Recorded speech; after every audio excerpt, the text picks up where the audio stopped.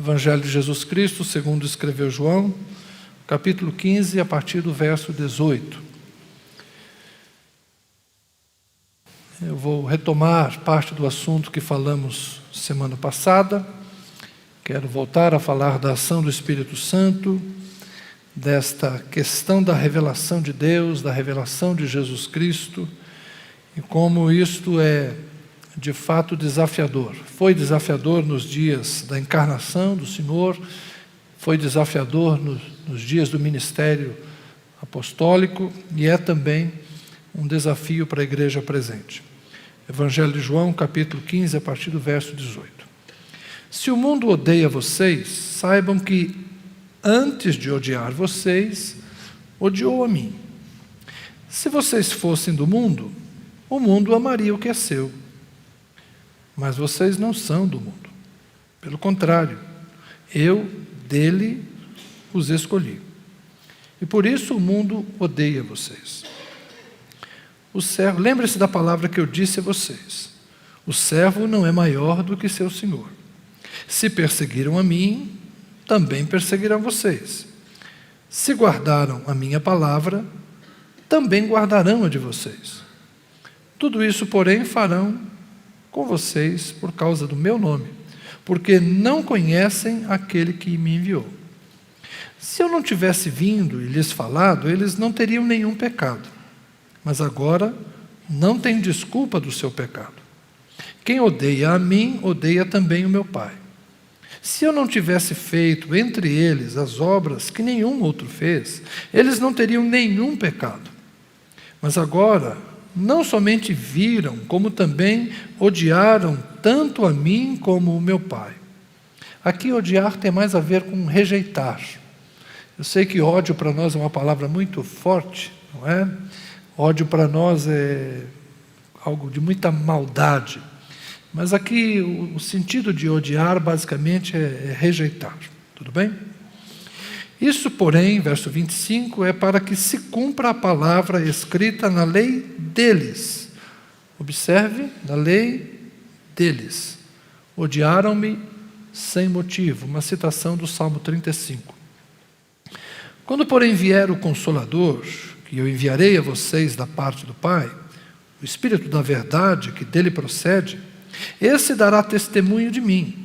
E vocês também testemunharão, porque estão comigo desde o princípio. Falo estas coisas para que vocês não se escandalizem. Eles expulsarão vocês das sinagogas e até chegará a hora em que todo aquele que os matar pensará que com isso está prestando culto a Deus. Isto farão porque não conhecem o Pai nem a mim. Mas estou falando estas coisas para que, quando chegar a hora, vocês se lembrem de que eu já tinha dito isto para vocês. Eu não lhes falei isso desde o princípio, porque eu estava com vocês. Mas agora vou para junto daquele que me enviou. E nenhum de vocês me pergunta, para onde o Senhor vai? Pelo contrário, porque eu lhes disse essas coisas, a tristeza encheu o coração de vocês. Mas eu lhes digo a verdade. É melhor para vocês que eu vá, porque se eu não for, o Consolador não virá para vocês. Mas se eu for, eu o enviarei a vocês. Quando ele vier, convencerá o mundo do pecado, da justiça e do juízo. Do pecado, porque eles não creem em mim. Da justiça, porque vou para o Pai e vocês não me verão. Do juízo, porque o príncipe deste mundo já está julgado. Tenho ainda muito para lhes dizer, mas vocês não o podem suportar agora. Porém, quando vier o Espírito da verdade, ele os guiará em toda a verdade. Ele não falará por si mesmo, mas dirá tudo o que ouvir e anunciará a vocês as coisas que estão para acontecer. Ele me glorificará, porque vai receber do que é meu e anunciará isso a vocês. Tudo o que o Pai tem é meu. Por isso eu disse que o Espírito vai receber do que é meu e anunciar isso a vocês. Amém. Obrigado, Senhor. Lemos um longo texto e precisamos da Tua graça para que ele faça efeito em nosso coração, para que nós entendamos, compreendamos o que Jesus quis dizer aos seus discípulos naquele dia e o que o Senhor quer dizer para nós hoje. Que possamos nos aproximar das palavras do Mestre, para conhecer o coração dele, e que o Espírito Santo nos ilumine a todos nesta hora. Tanto para falar como para ouvir, precisamos da graça do teu Espírito. Por isso, rogamos a tua presença, ó Espírito de Deus. Por Cristo oramos. Amém. O mundo odiou a Jesus, o mundo rejeitou a Jesus. Mas o que é o mundo? O mundo é uma palavra que aparece muitas vezes no Evangelho de João, como eu já me referi a isso anteriormente. De onde vem a nossa palavra cosmos? Vem do termo grego, cosmon, mundo. Tanto pode ser às vezes traduzido como o presente século, essa nossa época, ou pode ser traduzido como a humanidade.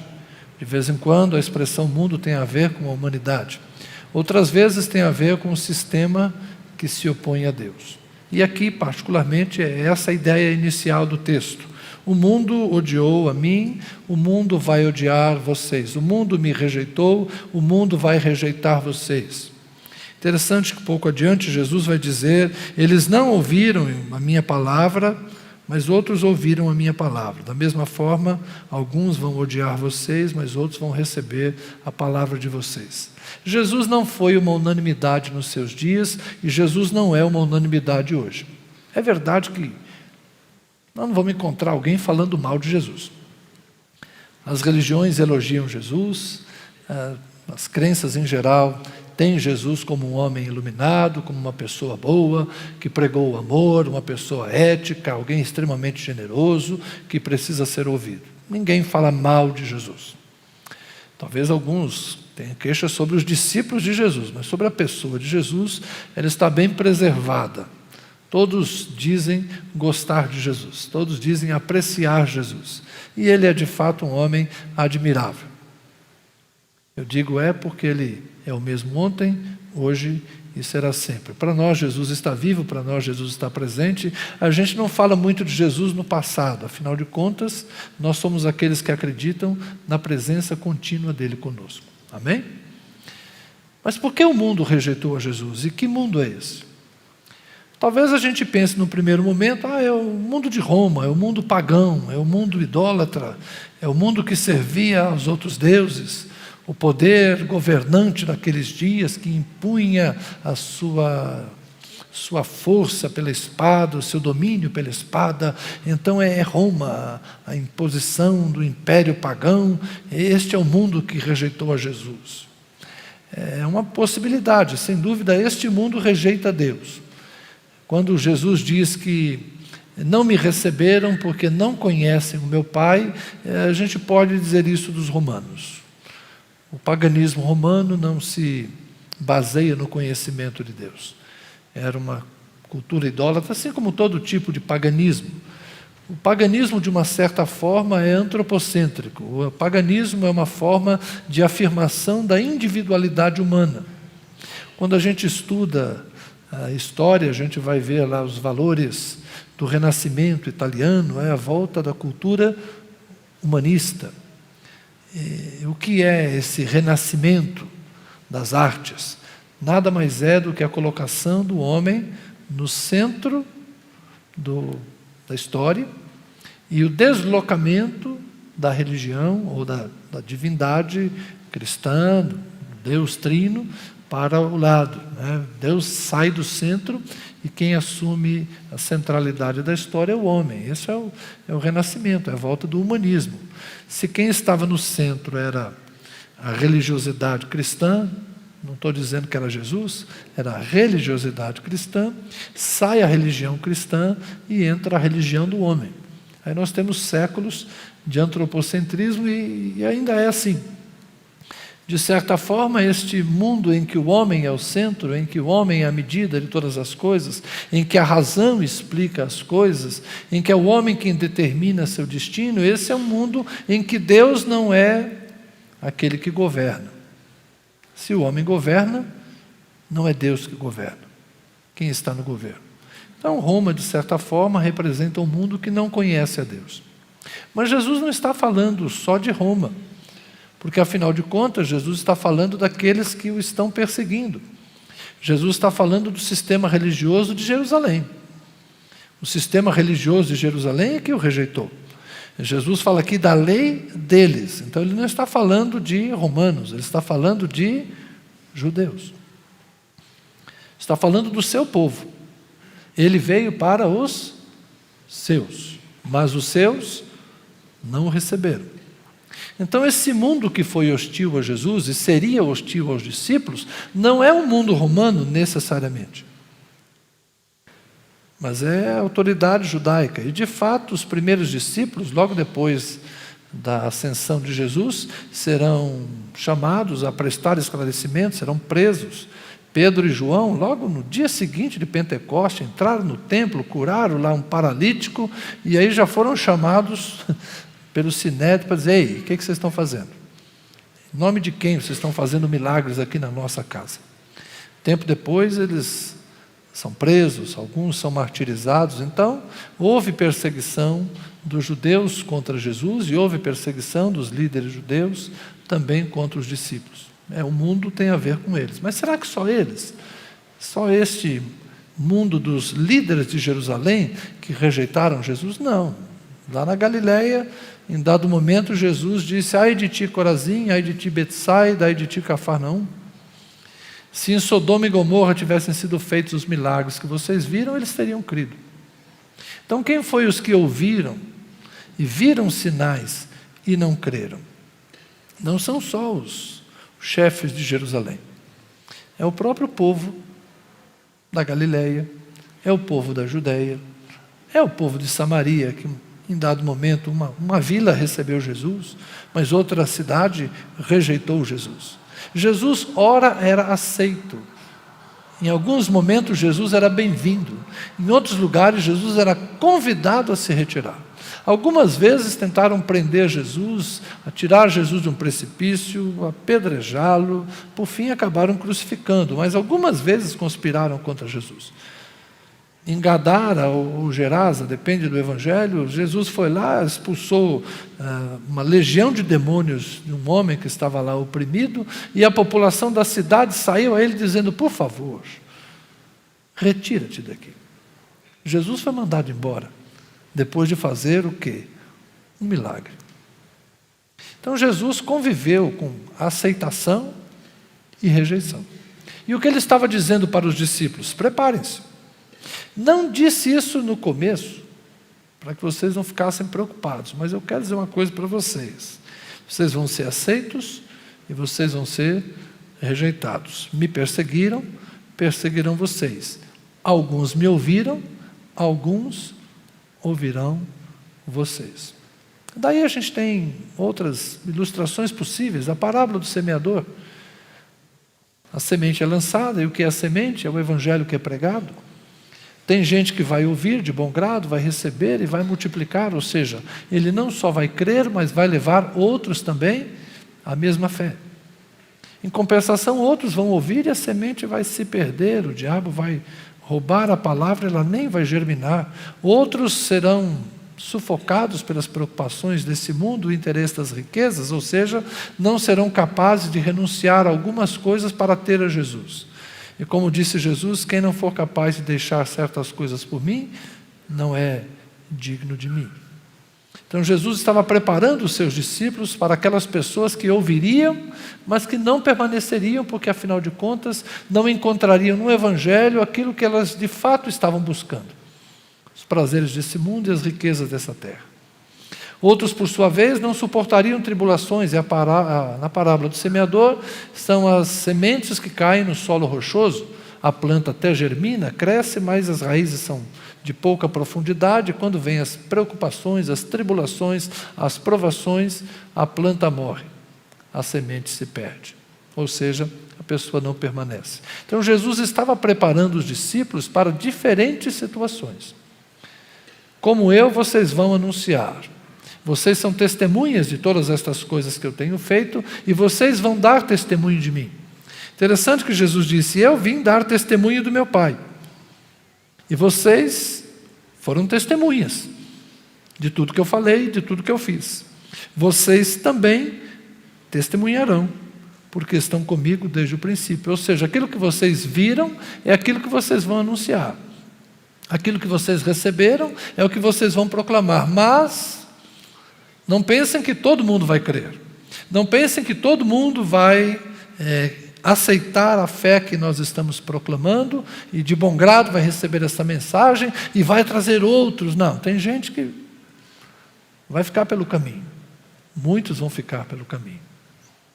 Então essa hostilidade ao Evangelho, essa resistência ao Evangelho, faz parte da história. Pensar em Jesus como uma unanimidade foi um otimismo durante alguns séculos. Houve uma época em que a igreja acreditou que a pregação do Evangelho, que a proclamação do Evangelho seria tão eficaz por meio da igreja que o reino se implantaria por meio da igreja. Já se acreditou que a influência do cristianismo romperia todas as barreiras culturais e históricas e a igreja conquistaria o mundo para Deus. Já se pensou que primeiro a igreja disseminaria o Evangelho. E então Jesus viria somente para tomar posse do reino que a igreja conquistou. Já se pensou assim, com muito otimismo acerca da igreja. Mas depois, ao longo dos séculos, as pessoas foram percebendo que não é bem assim.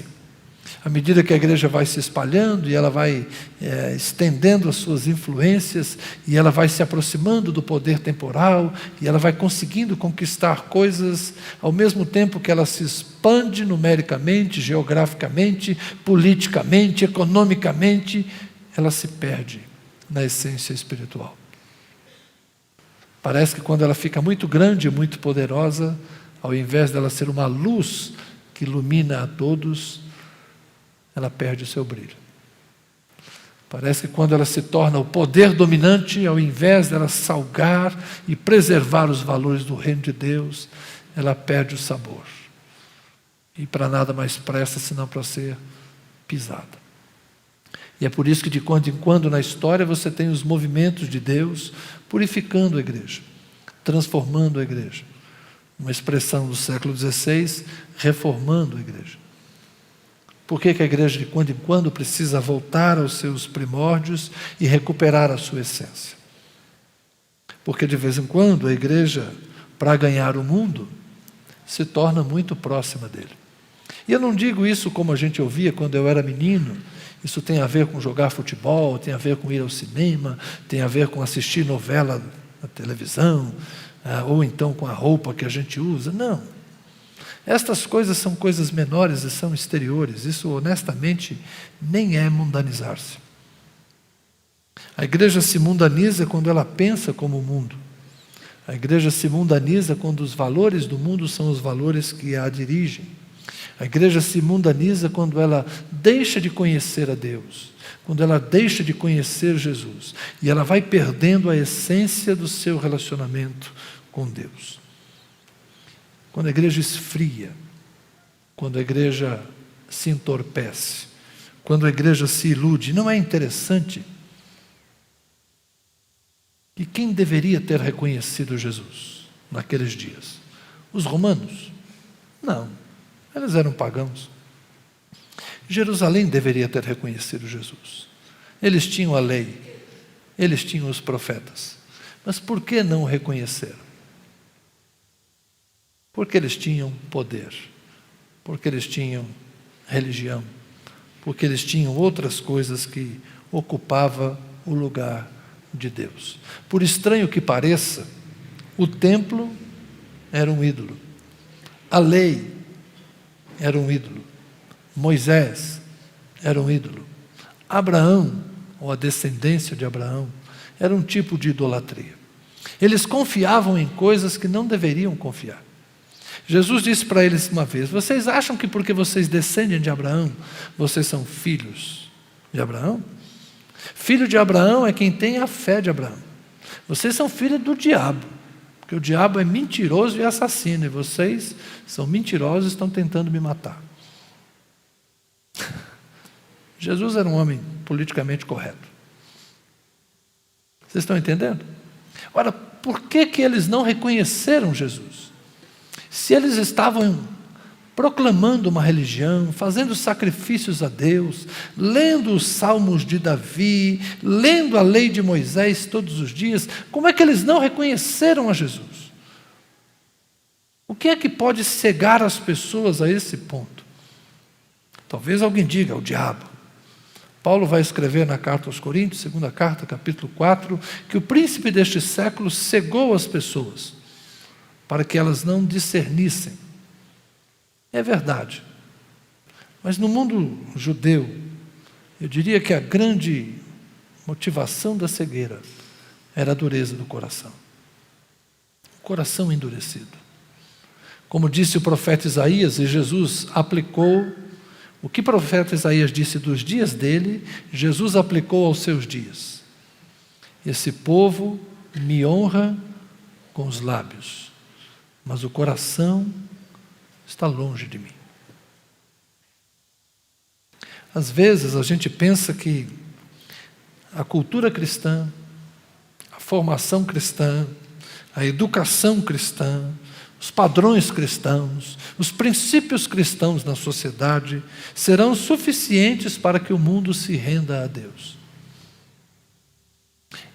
Sem dúvida é melhor ter valores cristãos, princípios cristãos. É muito melhor a gente ter uma religião cristã. É muito mais fácil e muito mais adequado. Melhor para a vida. Mas isso não é. Isto definitivamente não é salvação. A salvação é crer no Pai, a salvação é crer no Filho. A salvação é receber o Pai, a salvação é receber o Filho. A salvação é render-se, a salvação é entregar-se. A salvação está em buscar e buscar de todo o coração. Como profetizou Jeremias, buscar-me-eis e me achareis quando me buscares de todo o vosso coração. A questão é a dificuldade que temos de achar um coração inteiro. Há um rei de Judá que é muito interessante a forma como ele é apresentado. Amazias serviu a Deus, mas não serviu de todo o seu coração. Muitos de nós somos hoje pessoas divididas. Muitos de nós somos pessoas que não sabemos exatamente o que queremos. Ao mesmo tempo que temos sede de Deus e que temos fome de Deus, estamos tão ocupados com outras coisas, que Deus é quase um detalhe secundário na nossa existência. O ateísmo prático é quase a regra hoje em dia. Deus existe, mas Ele não faz muita diferença na minha vida. Deus existe, mas não me importa muito o que Ele pensa acerca do que eu estou fazendo. Deus existe, mas eu não estou muito interessado em perguntar a Ele a opinião dEle a meu respeito. Nós encontramos mais pessoas perguntando quem é Deus do que perguntando para Deus o que o Senhor pensa de mim. Muita gente está querendo ouvir Deus falar com ela.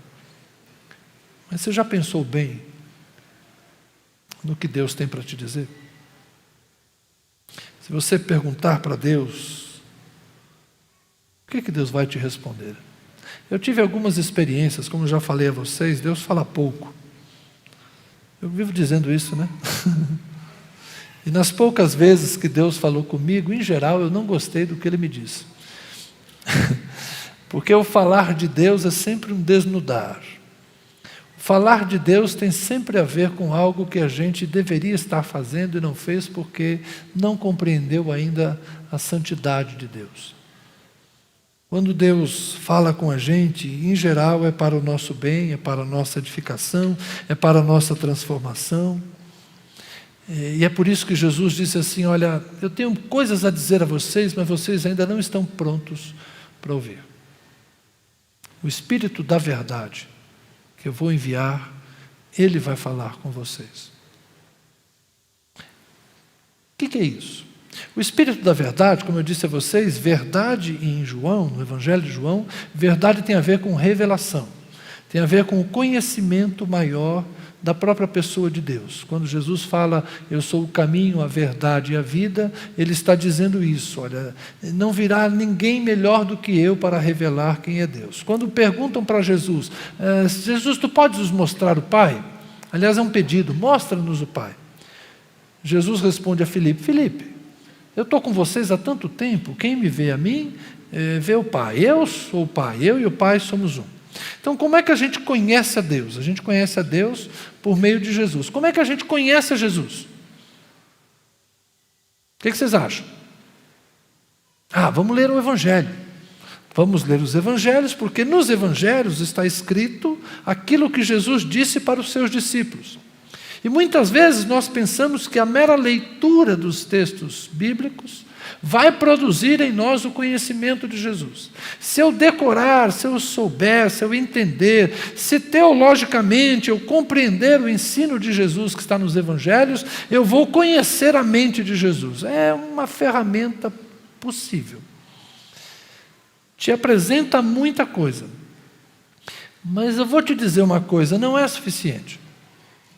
Porque os discípulos escreveram uma parte do que eles ouviram. E eles que ouviram, ainda precisaram de um plus, de um algo mais, algo que estava faltando. Eles conviveram 3 anos e meio aproximadamente com Jesus. Viram os milagres, os sinais, conviveram, foram ensinados, foram advertidos. Eles tiveram uma convivência pessoal e direta com Jesus. E ao final Jesus diz, eu vou enviar o Consolador. Vocês precisam receber o Espírito da verdade, porque é o Espírito da verdade que vai ensinar vocês e ele vai dar testemunho de mim. Porque tudo que eu tenho veio do meu Pai, eu e o meu Pai temos as coisas em comum, e o que o Espírito vai dar a vocês é exatamente aquilo que ele receber de mim, ou seja, a única forma de nós de fato conhecermos a Jesus é termos em nós o Espírito de Deus, que tem hora que é chamado de Espírito Santo, que tem hora que é chamado do Espírito de Cristo. O espírito humano tem que ser vitalizado, tem que ser energizado, tem que ser renascido pelo Espírito de Deus. Como disse Jesus, se alguém não nascer de novo, não pode ver o reino de Deus. Só o novo nascimento vai produzir em nós a vida do Espírito. E o grande mistério de hoje é que nós temos uma geração que culturalmente é cristã.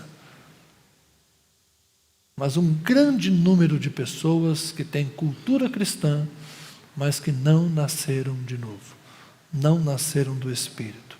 E por que eu digo isso, que não nasceram do Espírito? Porque Deus não basta, porque Deus não sacia, porque não é Deus que elas estão buscando. Muitas pessoas vão às igrejas atrás da cura, e é legítimo, já que Deus cura, por que não buscar a resposta para a enfermidade no lugar onde há cura? Muitas pessoas vão aos templos, ou leem a Bíblia, ou vão pedir oração na casa de alguém, atrás da solução de um problema. Isso é legítimo, porque Deus é bom, Deus é abençoador, e Jesus faz de graça. Lamentavelmente, alguns cobram, não Jesus. Jesus abençoa de graça. E disse, o que recebeste de graça, dai também de graça. É legítimo que as pessoas procurem a Deus, procurem a Jesus para a solução dos seus problemas, para resolver suas crises conjugais, para entender como lidar com seus filhos, para resolver o problema de um dependente químico na família, para viver um pouco mais, receber uma oportunidade de redirecionar sua vida. Sim, tudo isso é legítimo, mas será que as pessoas estão buscando a Deus? Por Deus. Como dizia o salmista, minha alma tem sede de Deus. A minha alma suspira e desfalece porque eu quero estar na presença de Deus. O que você diria se alguém dissesse a você, eu gostaria de me casar com você. Oh, que bom! Por que você quer se casar comigo? Não, é porque eu não tenho casa própria e você tem. Eu não tenho emprego e você tem. Eu não tenho carro e você tem. E se eu me casar com você, vai ser bom, porque eu vou morar na sua casa, dirigir o seu carro e viver do seu dinheiro. O que você acha de uma proposta como essa? Você ficaria muito feliz dizendo, uau, alguém que me quer. Que bom, ele me ama, ele. Vocês acham que essa seria uma proposta convincente? E por que com Deus a gente pode fazer isso? Deus, eu quero que o Senhor me cure. Deus, eu quero que o Senhor abra uma porta de emprego. Deus, eu quero ter casa própria. Deus, eu quero ir para o céu. Eu quero, Deus. Eu quero e eu quero. Isso lembra o quê? O amor que os nossos filhos nos têm. Quando eles têm 2, 3, 4, 5 anos, nossos filhos nos amam demais. Nossos filhos que dizem, me dá, me dá, me dá e me dá. E se você não der, o que ele faz? Embirra, esperneia e faz escândalo no mercado. É o amor que os nossos filhos muitas vezes nos têm na pequena infância. Mas depois eles descobrem o verdadeiro relacionamento. E aí, quando eles tiverem medo, eles vão pedir nossa presença. E quando eles vão crescendo, eles vão descobrindo que o nosso amor por eles é incondicional. Não, não é bem assim. Na verdade, nosso amor por eles também tem condições. Mas deixa isso para lá, nosso assunto não é família, isso é para o Léo. E à medida que eles vão crescendo, eles vão nos amando também como nós somos.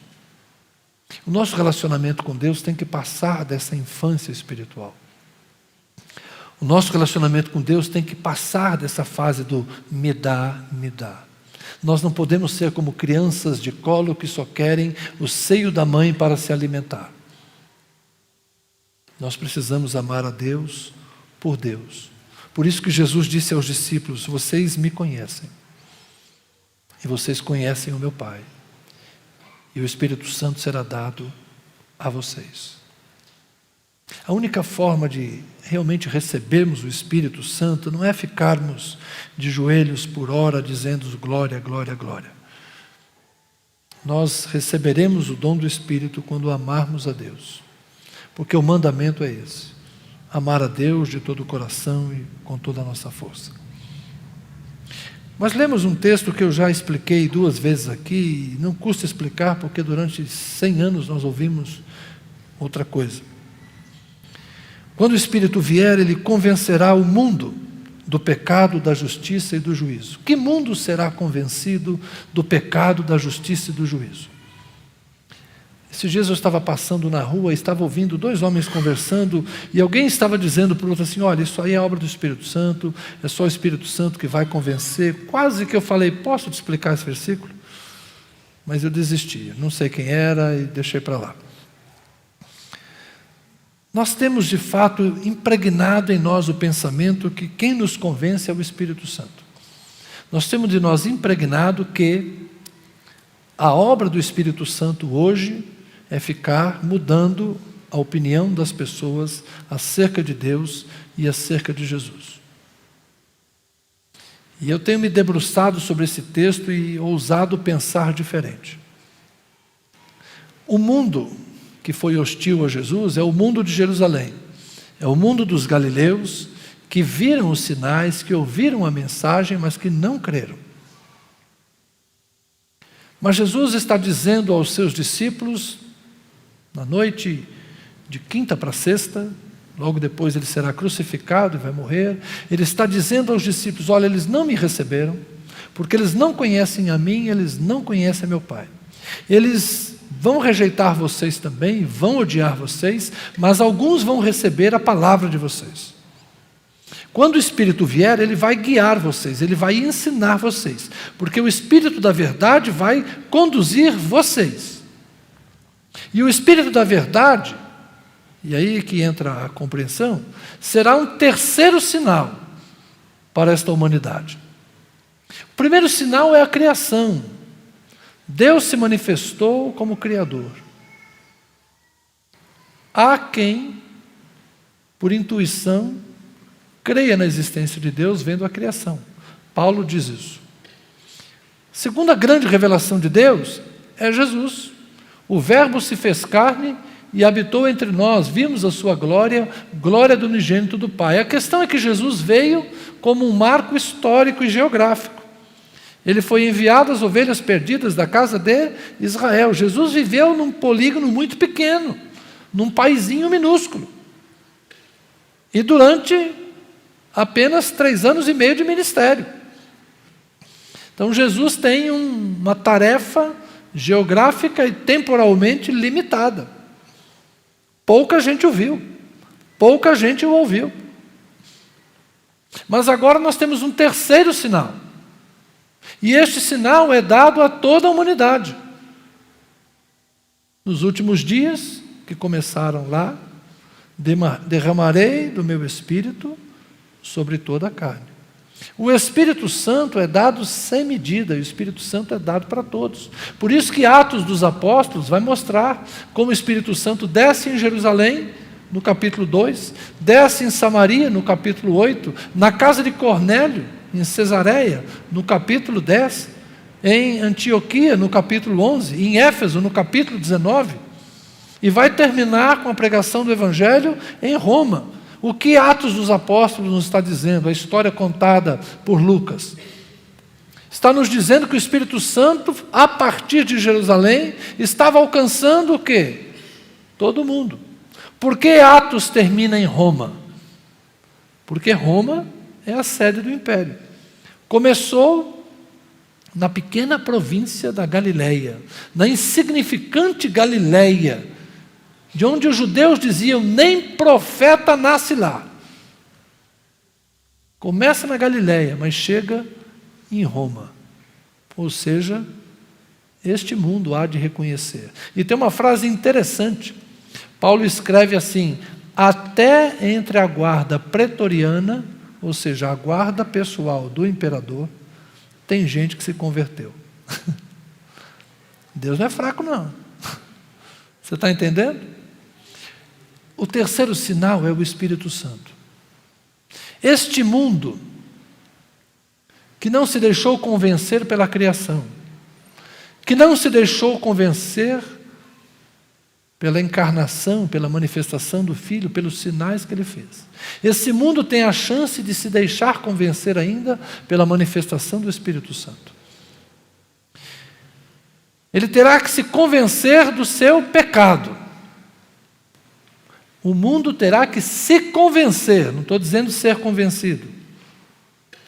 A descida do Espírito Santo é uma oportunidade para que o mundo se convença do pecado de não crer em Jesus. Porque quando o Espírito Santo desceu em Pentecoste, os judeus de Jerusalém, os galileus que estavam na cidade, os estrangeiros que estavam na cidade, gente de 13 nações são listadas lá, eles creem, confessam, e o que Pedro fala para eles? Arrependam-se, sejam batizados e recebam o dom do Espírito. Então não é o Espírito Santo que vai fazer eu mudar de ideia. Eu preciso mudar de ideia para receber o Espírito Santo. O fato de existir o Espírito Santo, o fato do Espírito Santo estar presente, o fato do Espírito Santo ter entrado na história, é o terceiro sinal, é o terceiro ponto da revelação. E não nos será dado outro.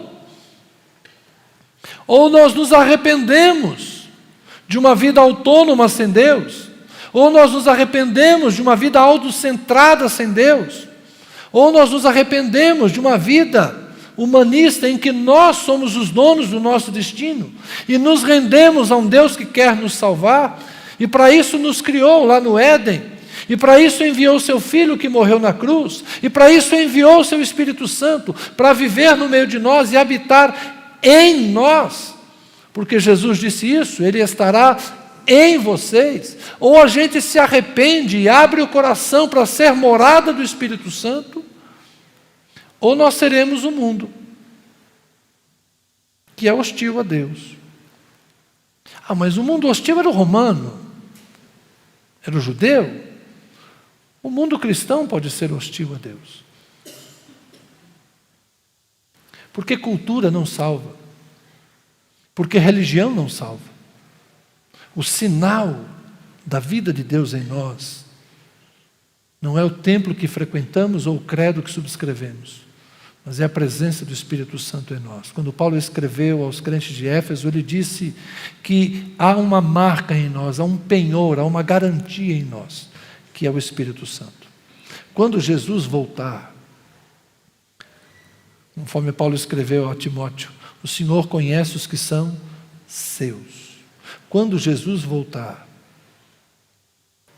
não serão os crentes que estão atentos de madrugada dentro do templo orando, mas serão aqueles em cujo coração habita o Espírito Santo. Não serão aqueles que terão uma Bíblia debaixo do braço, estarão vestidos adequadamente. Serão salvos aqueles em cujo coração mora o Espírito Santo. Ser morada do Espírito Santo é a marca, ser morada do Espírito Santo é o penhor, é a garantia. Por isso nós temos que nos convencer do pecado de não crermos em Jesus. Mas eu creio que Jesus existe. Como eu disse no começo, ninguém fala mal de Jesus. A questão é, até que ponto vai a sua relação com Jesus? Jesus realmente é Senhor, Salvador, Filho de Deus. Jesus para você é tudo aquilo que Ele disse que era. Quando Jesus diz para Filipe, eu e o Pai somos um, quem me vê a mim, vê o Pai. Você acredita nisso? Quando Jesus diz, eu sou a ressurreição e a vida, aquele que crê em mim, ainda que esteja morto, viverá. Você acredita nisso? Você acredita que vai ressuscitar?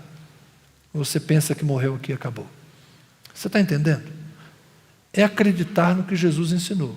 Você acredita que o amor é a força mais importante que pode transformar a humanidade? Você acredita que o maior mandamento é amar a Deus e amar o próximo? Você concorda com Jesus? Está entendendo?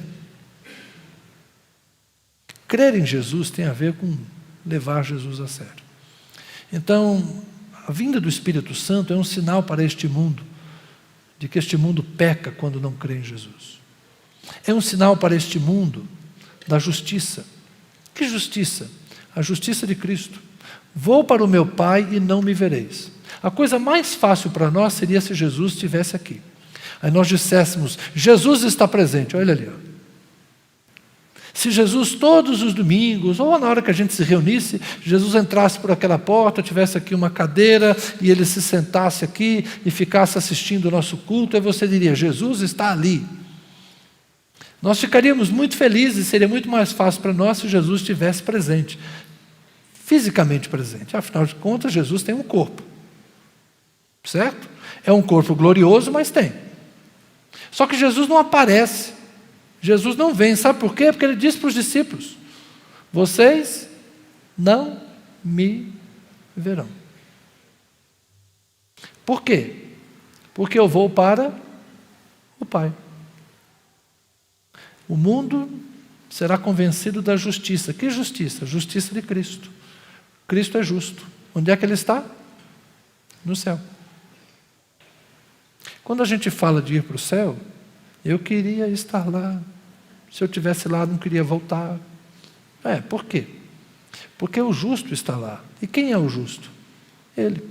O autor de Hebreus vai dizer que ele inaugurou um novo e vivo caminho.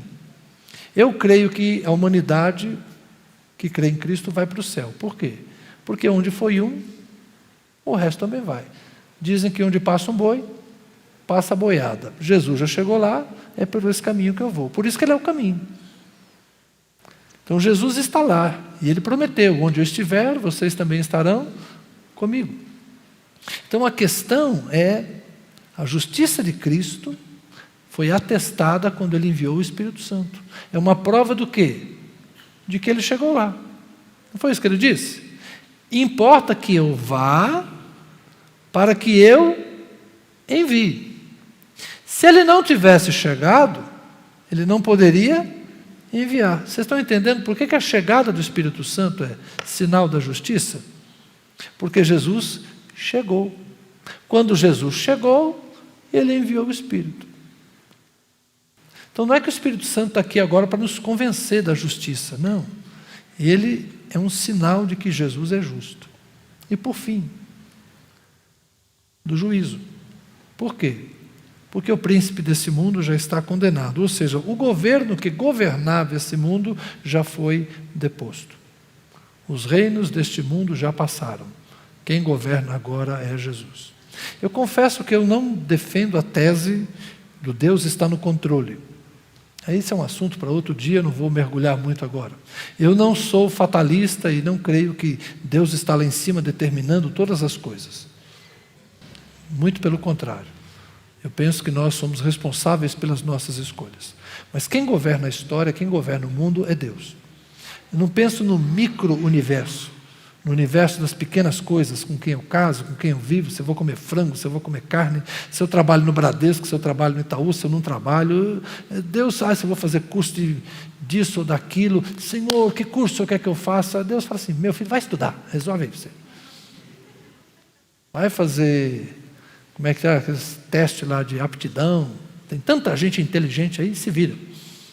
Eu penso que Deus não se mete nessas pequenas coisas, exceto se, por algum interesse dele, algo convier. Mas quem governa o mundo, quem governa a história é Deus. Não há ninguém tão poderoso que escape ao governo de Deus. Qualquer um nasce e morre, qualquer um sobe e desce, qualquer um existe e inexiste de acordo com os interesses de Deus. Não que ele fique mexendo em tudo, mas que ele tem poder para fazer o que quiser. Por quê? Porque o príncipe deste mundo já não governa. Quem governa é Deus. Jesus disse, foi categórico, todo poder me foi dado no céu e na terra. Então por que as coisas não são do jeito que Deus quer? Isso é assunto para outro dia, são 8:55, eu não posso falar disso agora. Mas Deus governa. E o Espírito Santo nesse mundo é prova de que Deus governa. De que o príncipe desse mundo está condenado. Porque agora nós vivemos a era do Espírito Santo. Nós estamos vivendo os dias que são chamados de os últimos dias. É a escatom de Deus. São os últimos dias. O Pai se revelou, o Filho se revelou, o Espírito se revelou. Não tem mais nada depois disso. Se quiser crer, creia. Se não quiser, problema seu. Não haverá outro Deus. Não haverá outro Cristo. Não haverá outro Espírito. Portanto, arrependa-se, converta-se e busque o Senhor. Se você buscar, vai achar. Mas para que você busque, precisa se esvaziar de si mesmo. O grande segredo para encontrar Deus é esvaziar-se de si mesmo. Os discípulos aprenderam isso. Enquanto eles eram muito cheios de si, eles foram de pouca serventia. Mas quando eles foram cheios do Espírito, se tornaram os homens que transtornaram o mundo. Menos de nós, mais de Deus. Vamos orar? Os músicos podem vir, por favor? Senhor, é um desafio pensar as Escrituras e pensar a nossa vida, sendo que o Espírito Santo é como o vento. Não sabemos de onde vem, não sabemos para onde vai. E esse mover do Espírito é tão surpreendente, que há pessoas que o confundem com emoção, há pessoas que confundem o mover do Espírito com convencimento racional, há pessoas que confundem o mover do Espírito com euforia, com alegria, com coisas estranhas, com barulho. Há quem confunda a manifestação do Espírito com riso. Há tantas coisas, Senhor. Mas eu gostaria de pedir ao Senhor que nos ajudasse a entender E o Espírito Santo é Deus. E Deus se manifesta em amor, se manifesta em justiça, se manifesta em verdade. Deus se manifesta na paz. Ó Espírito Santo de Deus, que a gente aprenda que não é barulho, não é emoção, não é confusão, não é gritaria, mas é a paz de Cristo enchendo o nosso coração, é a alegria do Espírito enchendo o nosso coração, é o amor de Deus enchendo o nosso coração, porque o fruto do Espírito é amor, o fruto do Espírito é alegria, o fruto do Espírito é paz. E se em nosso coração não há amor, se em nosso coração não há alegria, se em nosso coração não há paz, é porque nós não temos nos enchido do Espírito de Deus. Temos religião,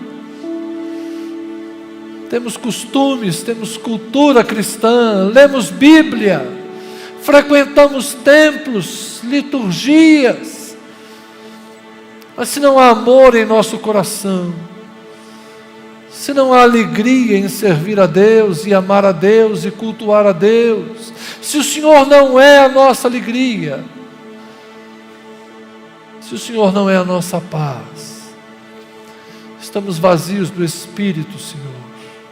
Somos pobres, infelizes, cegos, estamos nus. Ajuda-nos, Senhor, a perceber que a vida do Espírito pode estar em nós se apenas abrirmos o coração. Porque o Senhor está à porta e bate, porque o Senhor quer entrar, o Senhor quer transformar, o Senhor quer dar vida, o Senhor quer dar santidade, o Senhor quer nos vestir de justiça. Como lemos, Senhor, o Senhor quer dar vestes de alegria para quem tem o espírito angustiado. Enche-nos, ó Deus, da Tua presença, da presença suave ou poderosa, da presença extravagante do Teu Espírito. Enche o nosso cálice até transbordar, Senhor. Que o fogo do Espírito venha sobre a Tua igreja para purificá-la.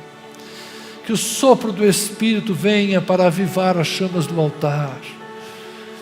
Que a santidade do Espírito venha para nos apartar de toda forma de pecado, Senhor. Nos tira da bebedice, da gulodice, dos prazeres da carne, da luxúria. Nos livra, Senhor, dos prazeres carnais que te ofendem. Santifica a mente e corpo, Senhor. Olha para nós, Senhor. Santifica a nossa vida financeira. Santifica a sexualidade do Teu povo.